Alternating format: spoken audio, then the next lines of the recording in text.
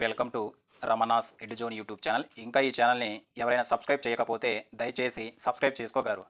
మనము ఈ వీడియోలో ఈఓ గ్రేడ్ 3కి సంబంధించి ఈఓ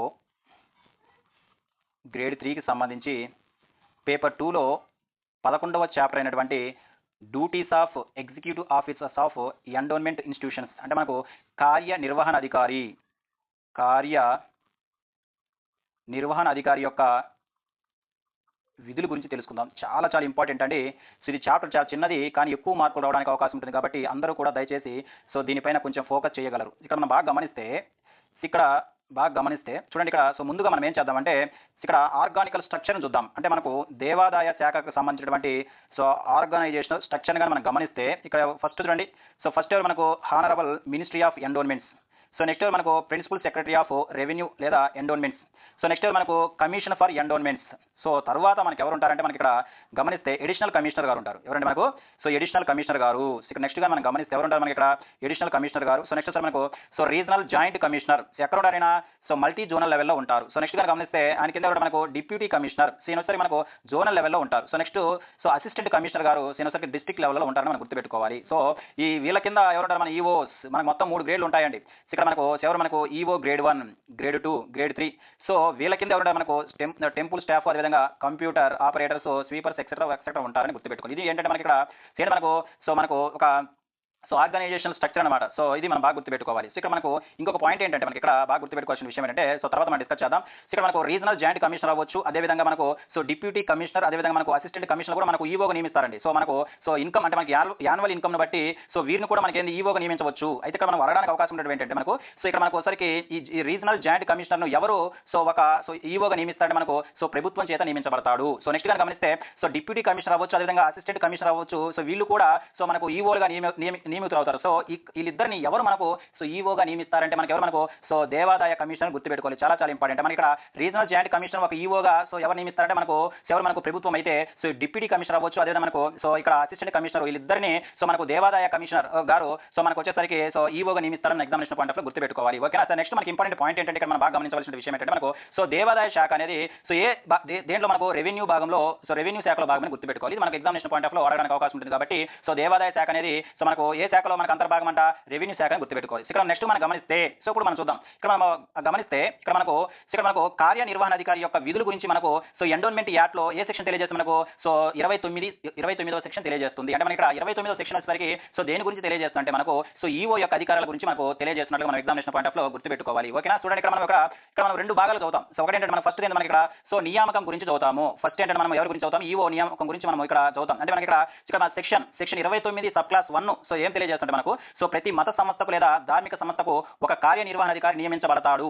ఓకేనా. అంటే మనకి ఇక్కడ సెక్షన్ 29 సబ్ క్లాస్ 1 ఏం చెప్తుందంటే మనకు ప్రతి మత సంస్థకు లేదా ధార్మిక సంస్థకు ఒక కార్యనిర్వహణ అధికారి నియమించబడతాడని గుర్తుపెట్టుకోవాలి. అయితే ఇక్కడ మనకి బాగా గుర్తుపెట్టుకోవాల్సిన విషయం ఏంటంటే మనకు ఒకసారికి ఈఓగా ఇద్దరు ఈఓగా మనకు ఇద్దరు నియమిస్తారు. ఎవరు మనకు ప్రభుత్వము నియమిస్తుంది, అదే మనకు దేవాదాయ కమిషనర్ కూడా ఈఓ నియమిస్తారు. అయితే మనకు గుర్తుపెట్టుకోవాల్సిన విషయం ఏంటంటే ఏ దేవాలయాలకు సంబంధించిన ఆదాయం అనేది వార్షిక ఆదాయం అనేది 1 crore కన్నా ఎక్కువగా ఉంటుందో అటువంటి సంస్థలకు ఈఓని ఎవరు నియమిస్తారు, ప్రభుత్వం నియమిస్తుంది. చాలా చాలా ఇంపార్టెంట్. నెక్స్ట్ వేటి యొక్క ఆదాయం అయితే మనకు 1 crore కన్నా తక్కువగా ఉంటుందో అంటే మనకు సెక్షన్ 6 లో ఉన్నటువంటి దేవాలయాలకు అవ్వచ్చు, అదేవిధంగా ఇతర సంస్థలకు అవ్వచ్చు ఈఓని ఎవరు నియమిస్తారు మనకు దేవాదాయ శాఖ కమిషన్ నియమిస్తారు. ఇది మనకు ఈఓని ఎవరు నియమిస్తారు మనకు ప్రభుత్వం నియమిస్తుంది, అదేవిధంగా మనకు దేవాదాయ శాఖ కమిషనర్ కూడా నియమిస్తారు. వీరు వార్షిక ఆదాయాన్ని బట్టి మనకు నియమిస్తారని గుర్తుపెట్టుకోవాలి. ఇక్కడ మనం బాగా గమనిస్తే ఇక్కడ మనం సెక్షన్ 6 గురించి తెలుసుకోవాలి. ఎందుకంటే మనకి ఇక్కడ సెక్షన్ 6 లో ఉన్నటువంటి దేవాలయాల యొక్క ఈఓని ఎవరు నియమిస్తారని చెప్పుకున్నాము, దేవాదాయ శాఖ కమిషన్ నియమిస్తారని గుర్తుపెట్టుకోవాలి. అసలు ఏంటి సెక్షన్ 6 అంటే ఒకసారి మనం గమనిద్దాము. ఎండోన్మెంట్ యాక్ట్ లో ఉన్నటువంటి సెక్షన్ 6 వచ్చేసరికి దేని గురించి మనం తెలియజేస్తుంటే మనకు దేవాదాయ ధర్మాదాయ సంస్థల ఆదాయ ఆధారిత వర్గీకరణ. మనం చెప్పుకోవడం జరిగింది మన కరెంట్ అఫైర్స్ లో భాగంగా. చాలా చాలా ఇంపార్టెంట్. అంటే ఈ వర్గీకరణ ఎవరి చేత తయారు చేయబడుతుంది మనకు దేవాదాయ శాఖ కమిషనర్ చేత తయారు చేయబడుతుందని మనం గుర్తుపెట్టుకోవాలి. ఒకసారి మనం వర్గీకరణ చూద్దామా. ఇక్కడ వర్గీకరణ గమనిస్తే ఇక్కడ సెక్షన్ లో దాని ఆదాయం అంటే మనకి ఇక్కడ సబ్ సెక్షన్ మనకి 6A. ఈ 6A వచ్చేసరికి మనకు ఏ దేవాలయాల యొక్క ఆదాయం అనేది 50 లక్షల కన్నా ఎక్కువగా ఉంటుందో అటువంటి దేవాలయాలు మొత్తం కూడా ఎక్కడ పొందుపరిచారంటే మనకు 6A జాబితాలో పొందుపరిచారు. నెక్స్ట్ మనకి 6B. ఈ 6B వచ్చి మనం గమనించవలసిన విషయం ఏంటంటే ఏ దేవాలయాల యొక్క లేదా మత సంస్థల యొక్క ఆదాయం అనేది 15 లక్షల నుంచి 50 లక్షల వరకు ఉంటుందో అటువంటి దేవాలయాల జాబితా వచ్చేసరికి ఎందులో పొందుపరిచారు మనకు సో 6Bలో పొందుపరిచారు. సో నెక్స్ట్ మనకి అంటే 6C.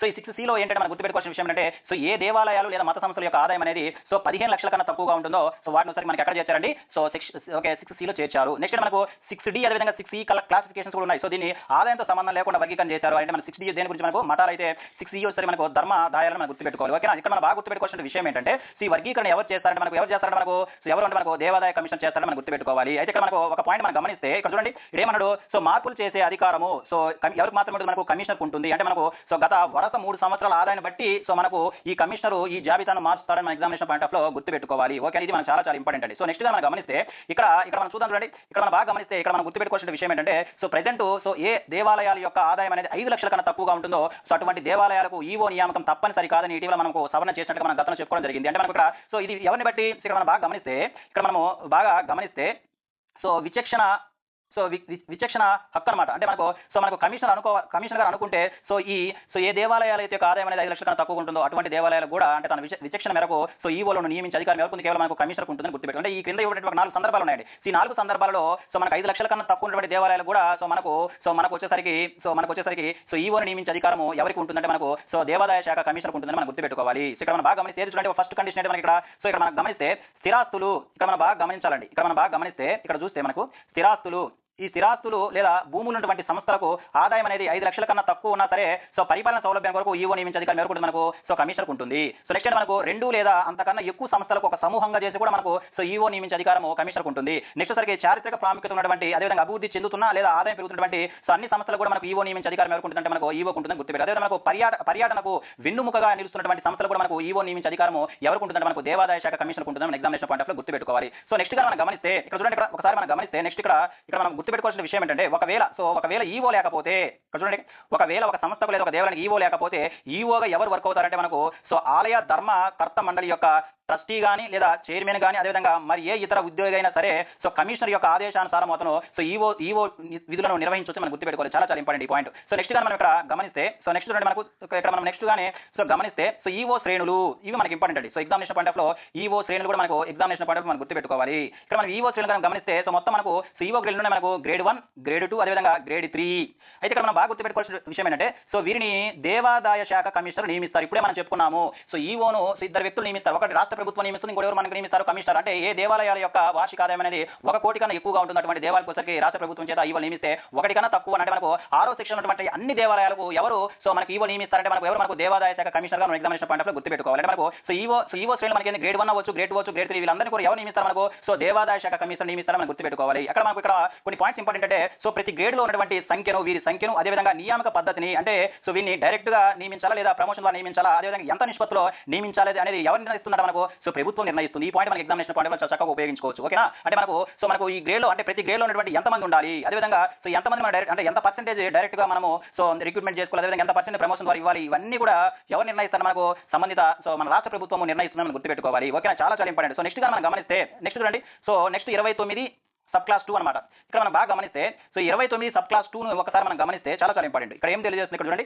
సో ప్రభుత్వం ద్వారా సో నిర్దేశించబడ్డ సో దేవాదాయ శాఖలో సో ఈవో నియామక నిష్పత్తి ఇప్పుడు మనం చెప్పుకున్నాము. సో దీని గురించి తెలియజేసిన సెక్షన్ అంటే మనకు సెక్షన్ 29 సబ్ క్లాస్ 2 అంటే మనకి ఇక్కడ ఇప్పుడే మనం చెప్పుకున్నాం ఈవో గ్రేడ్ ఎన్ని ఉన్నాయి మనకు గ్రేడ్ 1 గ్రేడ్ 2 అదేవిధంగా గ్రేడ్ 3 ఉంటే సో వారిని ఎలా నియమించాలి అని తెలియజేసేటువంటి సెక్షన్ మనకి ఏంటంటే మనకు సెక్షన్ మనకి 29 క్లాస్ 2 మన ఎగ్జామినేషన్ పాయింట్ ఆఫ్ లో గుర్తుపెట్టుకోవాలి. అంటే ఇక్కడ చూడండి ఇక్కడ అంటే మనకు నియామకం ఎన్ని రకాలు అంటే ఇక్కడ సో ప్రత్యక్ష నియామకం అంటే డైరెక్ట్ రిక్రూట్మెంట్ నెక్స్ట్ మన ప్రమోషన్స్ ద్వారా అంటే మనకి ఇక్కడ బాగా గమనిస్తే సో ఈవో గ్రేడ్ 1 సంబంధించి సో 80% డైరెక్ట్ రిక్రూట్మెంట్ అయితే కేవలం 20% మాత్రమే మనకు ప్రమోషన్ ద్వారా సో మనకు ఎంపిక చేస్తారు. అదే మనకి ఇక్కడ గమనిస్తే ఈవో గ్రేడ్ 2 వచ్చేసరికి మనకు సో 80% ఏమో డైరెక్ట్ రిక్రూట్మెంట్ అయితే సో కేవలం 20% మాత్రమే అంటే మనకు ఈవో గ్రేడ్ 1 అవ్వచ్చు అదే ఈవో గ్రేడ్ 2 అవ్వచ్చు సో మనకు ప్రమోషన్ ద్వారా కేవలం ఎంత మనకు 20% మాత్రమే సో మనకు సో నియమిస్తారని గుర్తుపెట్టాలి. అదే మనకు గ్రేడ్ 3 ఇది మనకు చాలా ఇంపార్టెంట్.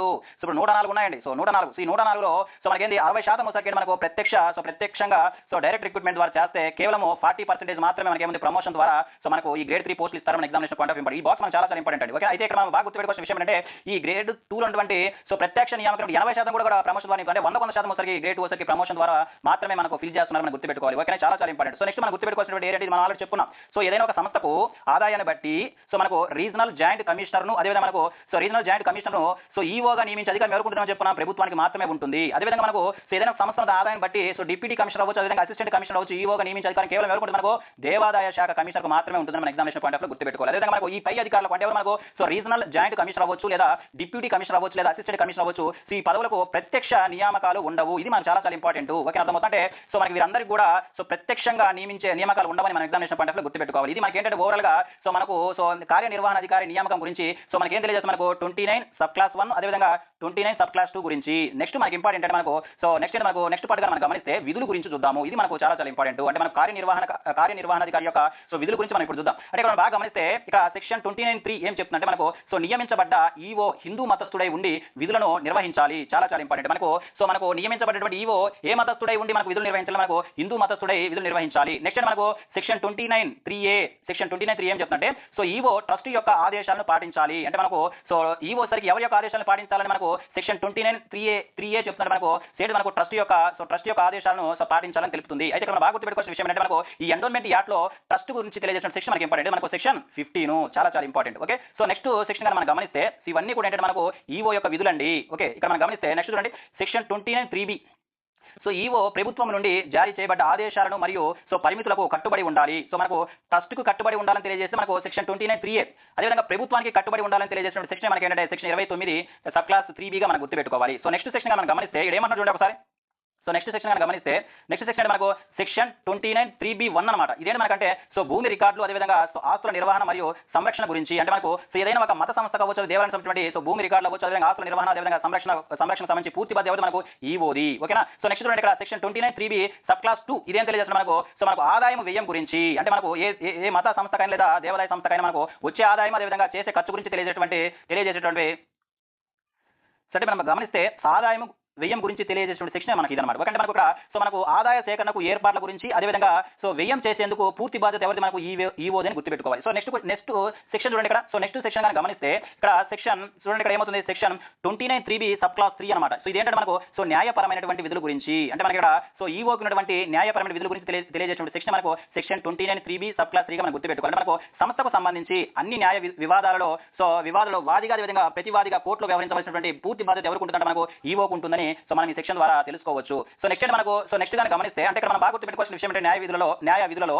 చట్టం అమలులోకి రాకముందు పెండింగ్ లో ఉన్న కేసులకు హాజరు కావాల్సిన అవసరం లేదు. ఒకవేళ ఆ కేసులు ఈఓ హోదాకు చెందినట్లయితే కంపల్సరీ అటెండ్ అవ్వాలని గుర్తుపెట్టుకోవాలి. ఓకే, ఇది ఇంపార్టెంట్. సో నెక్స్ట్ పాయింట్ గాని గమనిస్తే నెక్స్ట్ సెక్షన్ చూడండి సెక్షన్ 29 చూడండి ఇక్కడ సెక్షన్ 29(3)(b) సబ్ క్లాస్ 4 అనమాట. ఇదేమవుతుంది మనకు so deposit, drawing, check power ఎవరికి ఉంటుంది, మొత్తం కూడా ఈఓకు ఉంటుంది. ఓకేనా. అంటే మనకు సంస్థలకు చెందినటువంటి సొమ్ము అంటే మనకు చందా రూపంలో రావచ్చు, అది విరాళ రూపం రావచ్చు, లేకపోతే రెంట్లు రావచ్చు, ఫీజులు కావచ్చు, కౌలు కావచ్చు. సో వీటంతా అంటే ఈ సొమ్ము మొత్తం కూడా సో బ్యాంకు లేదా ఖజానాలో డిపాజిట్ చేసే అధికారం ఎవరికి ఉంటుంది, మనకు సో ఈఓకు ఉంటుంది. సో డిపాజిట్ చేసిన తర్వాత సో చెక్ ద్వారా డ్రా చేసే అధికారం కూడా ఎవరికి ఉంటుంది, మనకు ఈఓకు ఉంటుంది. గుర్తుపెట్టి ఇక్కడ మనం గుర్తుపెట్టుకోవాల్సిన ఇంపార్టెంట్ పాయింట్ అంటే ఏదైనా ఒక సంస్థకు సంబంధించినటువంటి ఫిక్స్డ్ డిపాజిట్లను సో మనకు సో నగదుగా మార్చలేము. ఇది మనకి ఇంపార్టెంట్, చాలా చాలా ఇంపార్టెంట్. అంటే మనకి ఇక్కడ సో ఏదైనా సంస్థకు సంబంధించిన ఫిక్స్డ్ డిపాజిట్ పత్రాలను మనం సో నగదుగా మార్చలేమని గుర్తుపెట్టుకోవాలి. ఓకే, ఇది మనకు చాలా చాలా ఇంపార్టెంట్. సో నెక్స్ట్ సెక్షన్ మనం గమనిస్తే చూడండి ఇక్కడ నెక్స్ట్ సెక్షన్ మనకు సెక్షన్ 29(3)(c). ఓకే, 3C ఇక్కడ మనకు సెక్షన్ 29(3)(c) ఏం చెప్తుందంటే మనకు సో న్యాయ నిర్దేశ అధికారాల గురించి తెలియజేస్తుంది. అంటే మనకి ఇక్కడ సో ఈఓ ముందుగా సో ట్రస్టీ ఆమోదంతో కోర్టులో దేవాదాయ సంస్థల పేరుతో చట్టపరమైనటువంటి నిర్దేశాలు జారీ చేయవచ్చు. అంటే మనకి ఇక్కడ సో మనకి ఈఓ వచ్చేసరికి మనకు చట్టపరమైనటువంటి నిర్దేశాలు కోర్టులో జారీ చేయాలంటే తప్పనిసరిగా ఎవరి యొక్క అనుమతి అవసరం అంటే మనకు ఎవరి యొక్క అనుమతి అవసరం అంటే ట్రస్టీ యొక్క అనుమతి అనేది తప్పనిసరి. ఇది మనకు సెక్షన్ 29(3)(c)గా మనం గుర్తుపెట్టుకోవాలి. నెక్స్ట్ ఒకసారి మనకు సెక్షన్ 29(3)(d)కి వస్తే చూడండి చాలా చాలా ఇంపార్టెంట్. ఇక్కడ మనకు సెక్షన్ 29(3)(d) ఎవరి గురించి తెలియజేసిన మనకు ఈఓకి సంబంధించి వేతనం అవ్వచ్చు, అదేవిధంగా సో నెక్స్ట్ ఒకసారి అంటే వృత్తులు అవ్వచ్చు, అదేవిధంగా పెన్షన్ మరియు ఇతర చెల్లింపుల గురించి తెలియజేస్తుంది సెక్షన్ అనమాట. అంటే మనకు ఈఓ ఎవరు, మనకు ప్రభుత్వ ఉద్యోగి కాబట్టి ఇతని యొక్క సర్వీస్ స్థితిగతులను ఎవరిని ఇస్తుంది, మనకు ప్రభుత్వం నిర్ణయిస్తుంది. ఎగ్జామినేషన్ పాయింట్ ఆఫ్ వ్యూ గుర్తుపెట్టుకోవాలి. అయితే సో ఈ వేతనాలు అవ్వచ్చు, వృత్తులు అవ్వచ్చు, పెన్షన్ అవ్వచ్చు, అదేవిధంగా ఇతర చెల్లింపులు సో ముందుగా సో రాష్ట్ర సంఘటిత నిధి నుంచి చెల్లిస్తారు. అంటే మనకి consolidated fund of the state నుంచి చెల్లించిన తర్వాత సో దాన్ని చివరిగా సో ధార్మిక పరిపాలన నిధి అంటే మనకు so endowment administration okay fund నుంచి మళ్ళీ ప్రభుత్వం ఏం చేసుకుని రాబట్టుకుని. ఇది మనకి ఇంపార్టెంట్ అండి. అంటే మనం ముందుగా ఎక్కడి నుంచి చెల్లిస్తాం, మనకు రాష్ట్ర సంఘటిత నిధి నుంచి చెల్లించిన తర్వాత ఎండోన్మెంట్ అడ్మినిస్ట్రేటివ్ ఫండ్ నుంచి అది మళ్ళీ రికవర్ చేస్తాం. ఎగ్జామినేషన్ పాయింట్ ఆఫ్ గుర్తుపెట్టుకోవాలి. ఇది ఈ సెక్షన్ గురించి. సో నెక్స్ట్ గా గమనిస్తే సో చివరి సెక్షన్ అంటే మనకు సెక్షన్ 29(3) అనమాట. ఓకే, ఇక్కడ మనం గమనిస్తే సో దేని గురించి తెలియజేస్తుంది, మనకు ధార్మిక బాధ్యతల గురించి. అంటే మనకు సో ఈఓకి సంబంధించిన ధార్మిక బాధ్యతల గురించి తెలియజేసిన సెక్షన్ మనకి ఏంటంటే సెక్షన్ 29(3)గా మనం గుర్తుపెట్టుకోవాలి. అంటే ఇక్కడ చూస్తే ఇక్కడ భజనలు, అదేవిధంగా ఆధ్యాత్మిక ఉపన్యాసాలు, సో ప్రవచనాలు, అదేవిధంగా మనకు సో నగర సంకీర్తనలు వంటి మతపరమైన కార్యక్రమాలు నిర్వహించి హిందూ ధర్మం పట్ల లేదా మతం పట్ల విశ్వాసము, నమ్మకము, గౌరవం, అదేవిధంగా భక్తి భావము సమాజంలో పెరిగేటట్లు చేయవలసిన బాధ్యత ఎవరికి మనకు ఆ సంస్థ యొక్క సో ఈఓకి ఉంటుందని మన ఎగ్జామినేషన్ పాయింట్ ఆఫ్ వ్యూ గుర్తుపెట్టుకోవాలి. ఇవి మనకు ఈఓ గ్రేడ్ 3కి సంబంధించి పేపర్ 2లో భాగంగా అదేవిధంగా 11వ చాప్టర్ అయినటువంటి సో మనకి ఈఓ యొక్క డ్యూటీస్ కాబట్టి ఈ చాప్టర్ చిన్నదే అండి, కానీ సో మనం దీని మీద ఎక్కువ ఫోకస్ పెడితే మనకు ఎగ్జామినేషన్ పాయింట్ ఆఫ్ లో మంచి స్కోర్ అవడానికి అవకాశం ఉంటుంది కాబట్టి దీన్ని చక్కగా ఉపయోగించుకోగలరు. సో వచ్చే వీడియోలో సో మరొక చాప్టర్ గురించి మనం ఎగ్జామినేషన్ పాయింట్ ఆఫ్ లో చర్చించుకుందాము. ఇంతవరకు చూసినందుకు ధన్యవాదాలు.